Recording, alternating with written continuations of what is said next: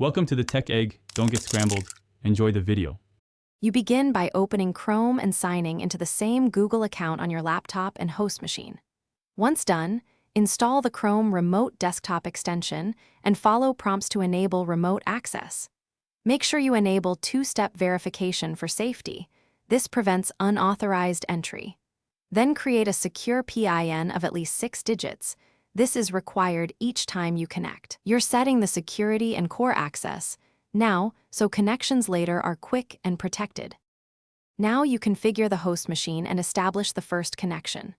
On the host, open Chrome Remote Desktop and choose Set up Remote Access.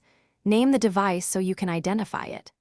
Confirm system permissions for screen sharing and unattended access, and make sure power settings prevent it from fully sleeping. Next, on your laptop, locate that named device under Remote Devices, click to connect, and enter your PIN. This establishes the encrypted session, so you can control apps and files remotely. To finish, optimize your session. Switch to full screen and adjust display resolution from the session menu for responsiveness. When done, properly sign out.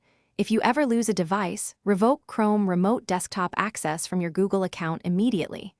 If something goes wrong, try this troubleshooting move first.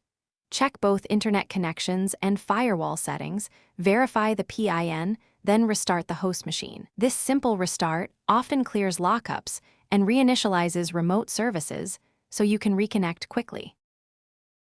Thanks for watching. Consider subscribing if I helped unscramble your problems.